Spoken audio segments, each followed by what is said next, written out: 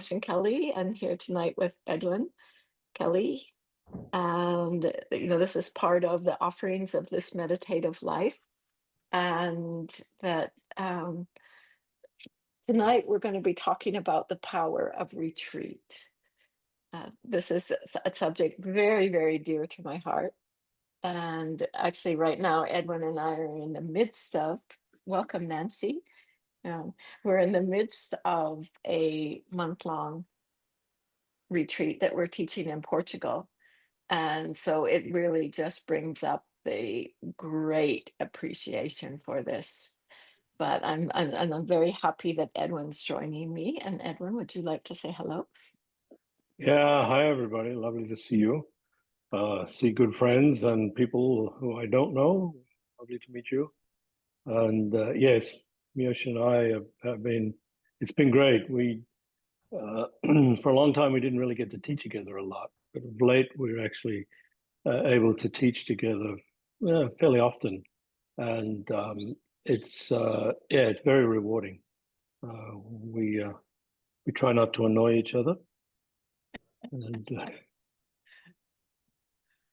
yeah, no, it's a good thing. And thanks for Yeah, being here. yeah.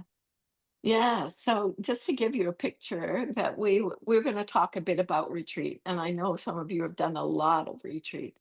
And one of the big motivators for me to want to talk about this is I just see less and less retreats happening. And I know on my own path how important this has been, that I I have seen so much in my own mind from having been on retreat where one gets more extended time, that one's practicing simpler conditions. And then I really value practicing in daily life. Both, to me, that's kind of the full package when we do both. And so just in seeing that, it feels like with COVID, it kind of shifted. I mean, we maybe all felt like we were on retreat, so so we just stayed with that. But people also got really comfortable practicing from home. And one of the things I really noticed when I started leading in-person retreats was people coming and getting something they didn't even know they were missing. And then just to see that, it'd be really hard for many people, maybe not Kelly, but many people to do a month-long home retreat. Uh, and the power that comes in being together, the power that comes through sharing and just having the opportunity to practice. So, yeah, um, this is something really deeply meaningful, and a part of my mind, like this is the second year I've done this retreat, and I just felt like I had to do it. It's like I want to keep retreats alive. Really, I'll say a little bit about how retreats made their way into my own life. That I had been meditating. I had done the 10-day retreat, but then at one point I'd been sick for years, and I had the opportunity to go on a 5-day retreat. So it wasn't even that long, but a 5-day retreat. It was out in the country in a beautiful area. And on that retreat, I had a huge shift in my sense of well-being, physical health, sense of well-being. And that just really prompted me to be interested, really interested, like really take to heart, like, wow, if that's what 5 days can do, I need to look at this. And so then I just started going to any retreat I could get myself to. We were living in Australia at the time, so there wasn't a huge selection, but still, they were there. And that just began a journey of really wanting to do intensive retreat, anywhere from 1 to, I guess, 6 months. So, uh, it was a powerful time of just, stopping, being with myself, looking at the workings of my mind, was certainly a time where I felt like I started to make a friend of all of the things that had been tormenting me in my inner world, and that it offered a way of really sustained practice of which has a benefit beyond more time on the cushion. But there's something in that sustainedness that makes it more clear, the workings of your mind. And I find in retreat um, I can see in full panoramic vision what's going on. It's like the TV screen is in full display, whether it's hard or whether it's easy, whether or more easeful. And that just really, oh, I mean, I know that I never would have moved into teaching if I had not done that. It just never would have had the confidence in the practice. But there was along the way also this sense that needing to practice in daily life and watching the flow between being in retreat for 1, 2 months, coming out, being in life, and then my edge of practice was really in daily life living and practicing there, and then seeing that at a certain point, I was being called back into do another longer retreat again, and that really just became the play, and finding that such uh rich terrain, and yeah, just the richness of life, and finding a greater ease in meeting challenge both on retreat and in life, and uh just the power of the practice, really seeing how dynamic it is, and that certainly doing intensive retreat helped me to maintain a more steady daily practice. And then uh, uh, daily life gave me more dimensions to work with in uh, my when I would be on retreat. The stuff just appears. And so just invaluable in doing this. And so, over the years, there's been times when there's been more intensive retreat. In the time that I've been in Tergar, it started to diminish somewhat because we were working so hard in the beginning. And but I still made it a priority to get on retreat each year. It just felt like that shouldn't be an option of not doing that.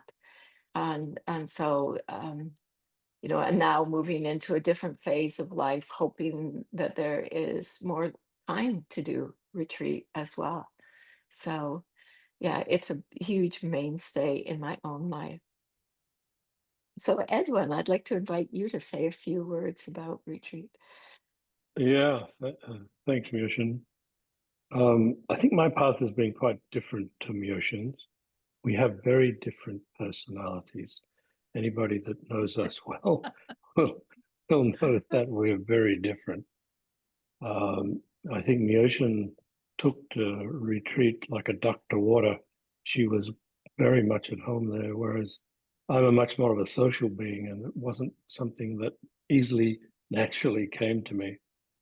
Um, but I was only 21 when I did a 10-day retreat, and it did have a huge impact. It actually changed my life in many ways, even though it maybe only in retrospect could I see it.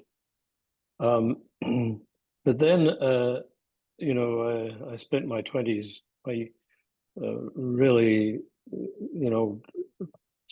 traveling around a lot and being in different communities. And then I decided I needed to get a life. So in my 30s, I went back to university, got a degree, and got a serious job. But the problem, and it was around that time that Mioshin started to, because of her health, started to really get into retreat. And for a long time, I really resisted getting back into the practice. And then finally, she convinced me to go and do a week-long retreat, which was a bit of a struggle. And then we met another Burmese teacher, and I did a 2-week retreat with him, and it was really, really powerful.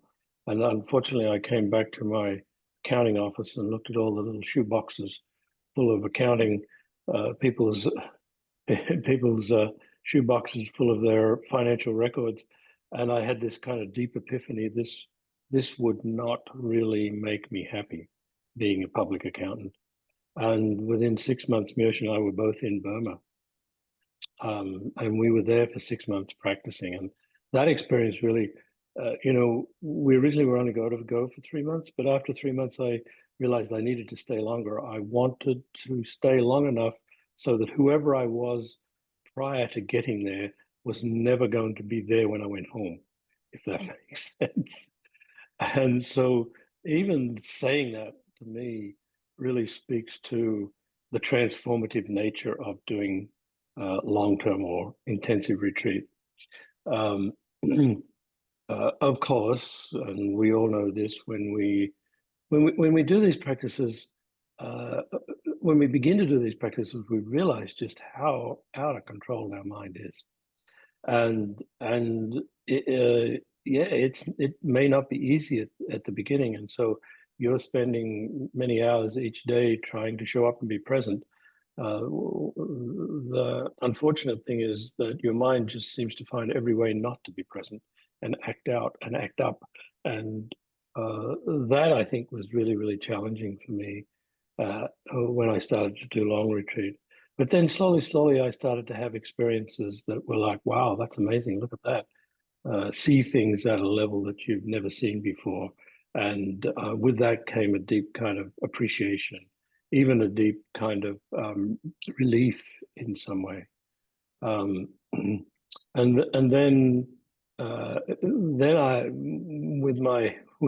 with my financial management skills, I managed to get into the last 30 years managing Dharma retreat centers, and I had this great aspiration to do more practice.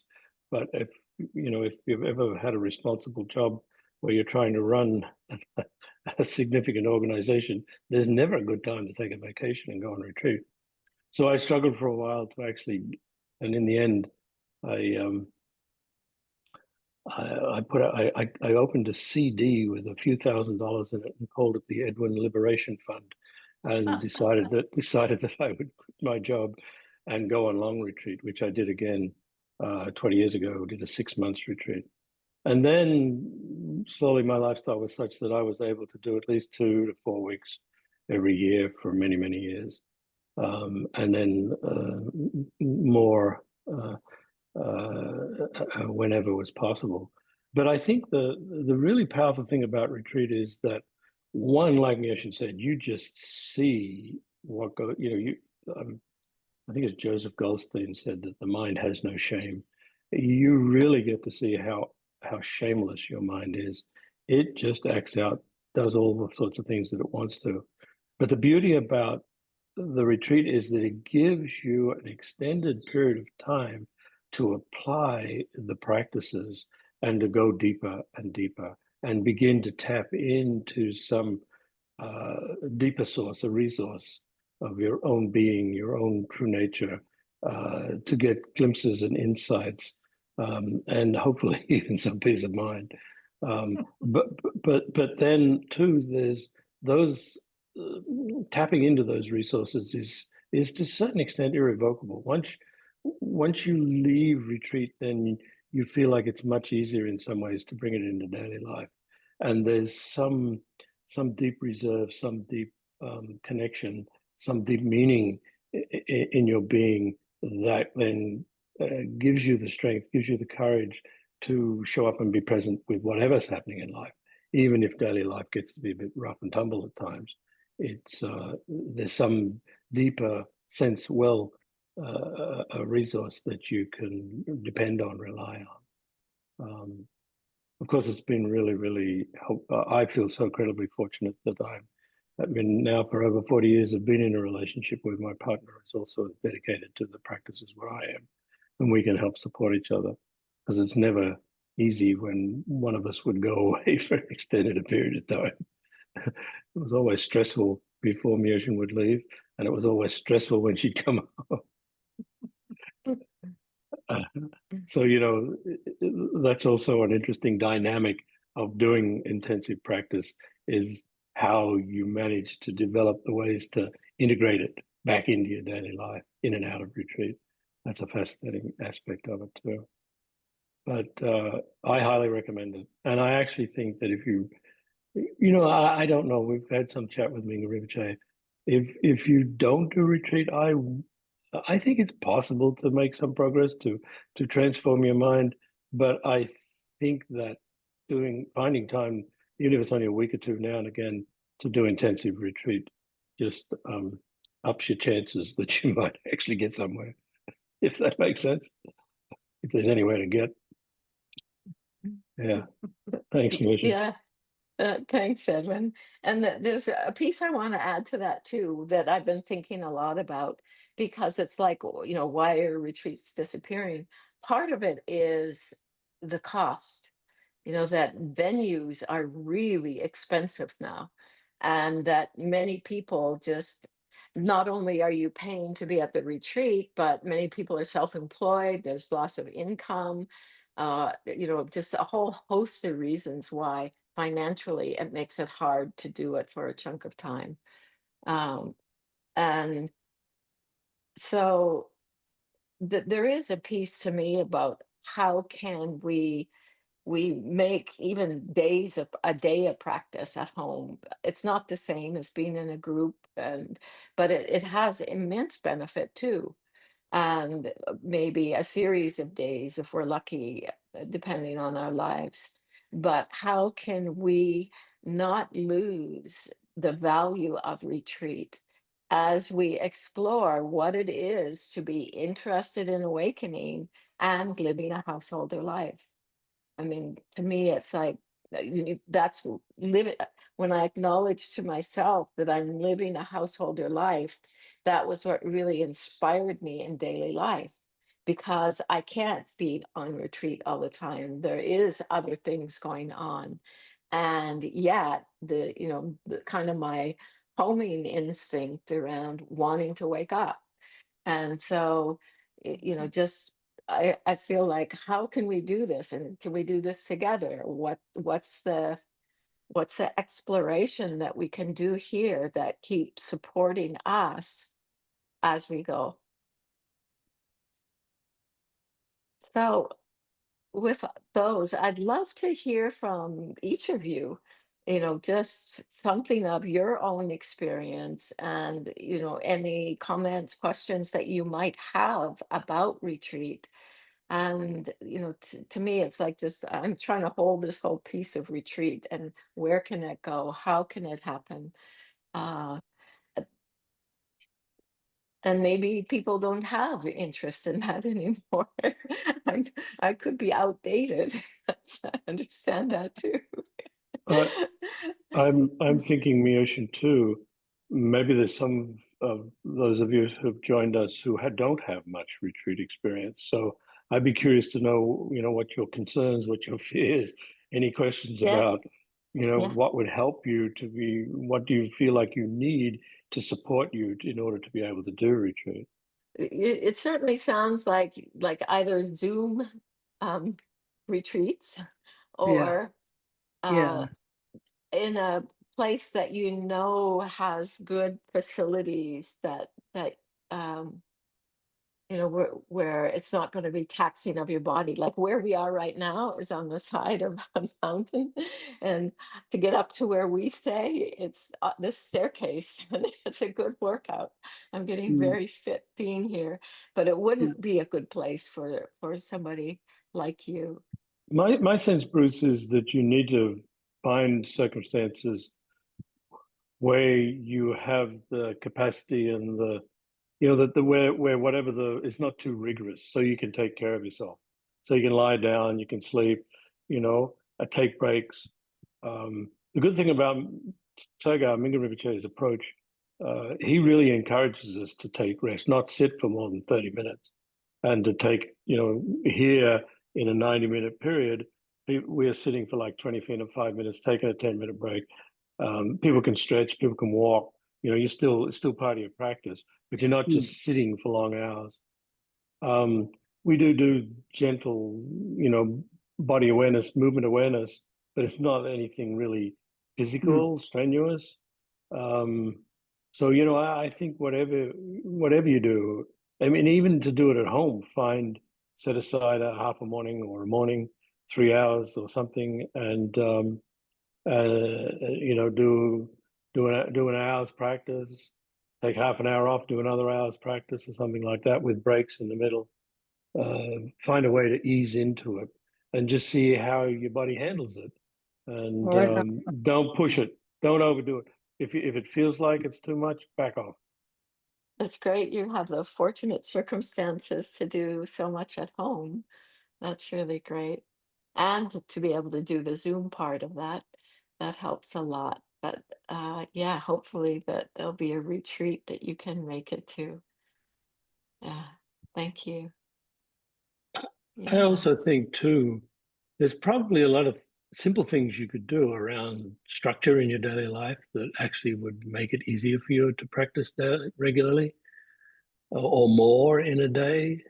I really found having a schedule, and just sort of putting it in my calendar and telling myself this is when I'm going to practice, uh, and this is how much I'm going to practice, uh, makes an incredible difference. And the problem is when you're doing it at home, even though you've set up your life to be able to practice as much as you can, home has so many distractions.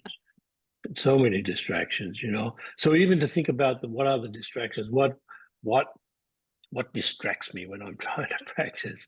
Can I turn my phone off? Can I unplug the Wi-Fi? I don't know what it is. Anyway, I'd really encourage you to think about your daily life and what things you could tinker with that might make it more possible for you to do practice at home. Because I think the idea of being, it's so noble, the way you characterize it, said that you've set up your life so you can do retreat. It's just that for some reason it's a challenge. Um, but I really do think that maybe it doesn't need to be tinkered with much, and you could make some simple changes that would help you immensely. Good question. And I know nectar of the past, I think is fine for me, but if I'm doing a sadhana or nundro, that often I'll get up in the morning and just sit. And so I sit before breakfast, and then I'll do 2 sessions, longer sessions in the daytime that are with the practices that I'm doing.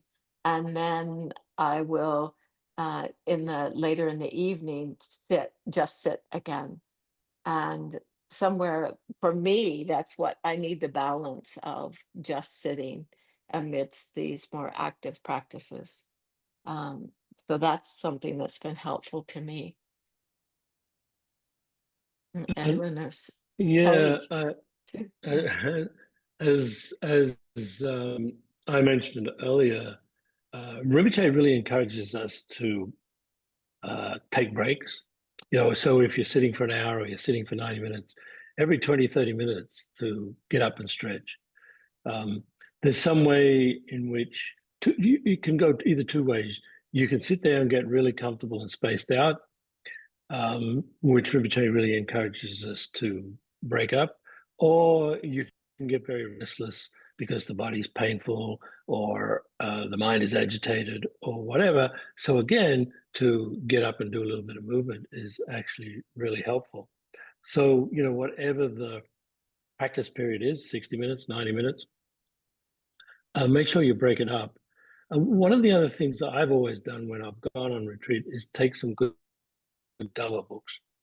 Um, because reading the mind loves to be stimulated, right? It needs a feast.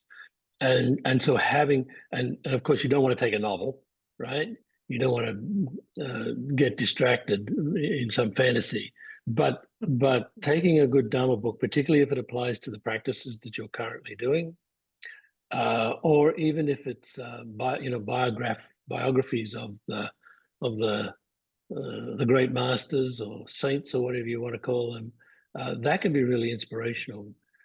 Well, it can work two ways. It can really inspire you to apply yourself to the practice because this is a remarkable being who did all this practice. It also can at times be kind of a little bit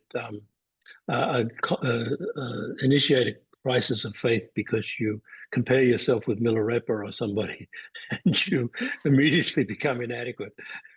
That's the risk. That's the risk of reading about the saints. But I have found it to be really inspirational. And even if it's after breakfast, before I go back to the cushion, read for half an hour, or at night before I go back to the cushion, before after dinner, read for half an hour. It just, I find it very, it's conducive to faith and confidence. Is that there's a way when I love to do solitary retreat. I actually love to do retreat where I don't see anybody and I cook for myself and I frame it in a simple life. And that so it's like I just get up, I practice, I cook. That's part of my practice. And then do like Edwin, often there's some reading, then practices. So the day it just kind of unfolds in a very simple way. And it could take that pressure of retreat, getting tight, whatever. And it's my simple life, but it has a focus in it. And as Edwin mentioned, having a schedule really helpful, but including anything that you would do during the day within that. Mhm. You, you know, Yeah. one other thing I would add, if you have a movement routine, if you like to run or you like to stretch or you do yoga or Tai Chi, I would uh, create time within your schedule every day to spend time doing some physical movement too. Mingyur Rinpoche obviously did that on his wandering retreat, and he has. If you're on Vajrayana Online or have access to our website, um, the movement awareness yoga or awareness practice is a great thing to follow, and there's videos of Rinpoche and others doing it. Um, but if you already have your own yoga routine or something, that's perfectly fine too. Uh, if you're going to be sitting a lot on a long retreat, you really need to take care of your body. Don't, don't overdo it in any way. And there's something about being too sedentary that also can make the mind, the energy of the mind, too heavy and sluggish. And so, getting up and moving and so forth really helps invigorate your energy. And I love that you came up with a schedule right away. It sounds great, like a great schedule. And that's how we build confidence. That within the Tibetan tradition, 3-year retreats are really common. But I feel like we need prep for that, if we're going to ever do something like that. And it's not for everybody. And so it is beginning with the chunks we can chew off. Um, and 3 hours, however often we might do that is a great beginning. It can be. Not all retreats are silent. Like, often Tergar offers things that are more workshop basis. Um, a lot of the Tergar retreats as such will have a time in the beginning where you're talking, you get to know each other, but you're also doing practice through the day. And then kind of goes on a bell curve. And then you go into silence. And then as you're getting near the end, there'll be again maybe a couple days where you're in conversation with people. That I know that in my own life, I did many retreats where you arrived, first night, bell rang, you went into silence, you went through till almost the end, and then boom, everybody's gone. And one of the things that happens in the silence is you actually get close to people and somewhere to have the time to talk, to be able to share. And I found that out of retreats, some of my deepest friends have come where, you may have been doing retreats together for years. So, but a lot are silent. And that again allows a level of simplicity. uh, Being an introvert, I love that aspect. I know extroverts, it's more challenging. You can hear from Edwin on that one. For me, it's like it's a gift not to have to be, you know, engaging all the time. Like when we're designing a retreat, what's really helpful is if we kind of designate retreat boundaries. And so it may be that you have to talk to someone in a day, and so you include them within your retreat boundary. And so what that boundary does, it gives your mind a place to bump up to and then go, okay, no, we're not going out there today. We're not doing that today. So you can make the retreat boundary a little inclusive if it needs to. Uh, and again, if you're practicing at home and there was a sudden emergency, it would be the same as being on retreat. If there was a sudden emergency, you take care of it. Retreat is not that you're frozen into uh, not taking care of what needs to be taken care of. But it really helps us to have those boundaries to watch because as Edwin mentioned, like practicing at home can be a really slippery slope.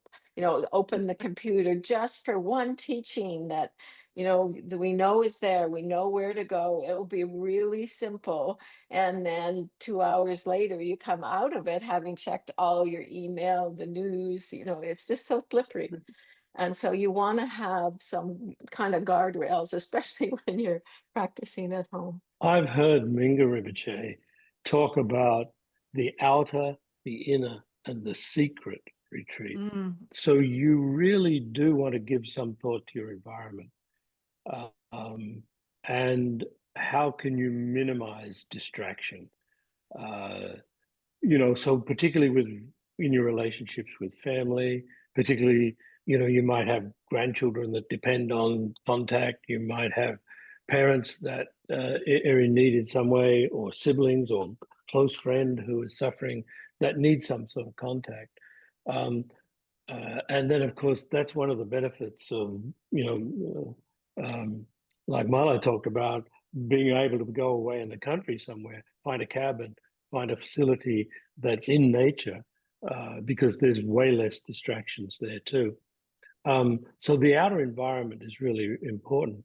The inner environment, Rinpoche talks about, like the ethical conduct, the vows, or um, the precepts, or some way to that's more about your own behavioral things, to not kill, to not drink, to not intoxicants, not to lie or steal. These are the classical sort of um, ethical behavior that one takes on retreat, just because they are so important um, to calm the mind. Like if you begin to indulge in all these sorts of things, the mind gets agitated easily.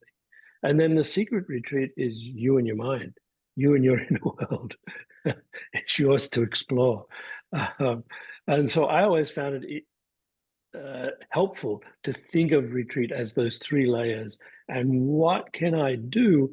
What Mhm. control do I have over those three layers that will help support my endeavor and mitigate whatever distractions, disturbances that might be in everyday life. What can I? And even if it means around loved ones, family members, asking their permission. I really want to do a retreat for a day or a week. Uh, I'd really like to not have any contact. It's not that I don't love you. It's not that I don't care about you. But can you offer me this week so that I can actually do practice? Make it a contract in some way that's mutually supportive, if that makes sense. Thank you.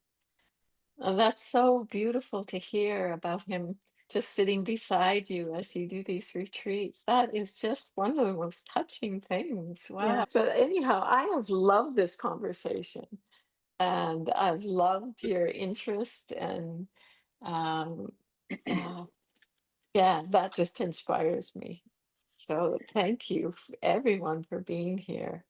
Would like to say, thank you, Edwin and Mioshin, for sharing your personal retreat gems with all of us. Obviously, it's been so helpful to each and every one of us, and thank you, Hmm. everyone, for sharing. And I just want to also thank both Edwin and Mioshin for everything that they're doing to keep this meditative life afloat, which is being freely offered by them. And it has the blessings of our teacher, Mingyur Rinpoche. And so it's being freely offered. So if anyone feels inspired to make a contribution or a donation, I put the donation link in the chat, and those donations are really very much appreciated. So thank you so much. And also just share the news about this meditative life with your friends if you feel anyone else may be inspired in the same way you are. That is very much appreciated as well. So thank you.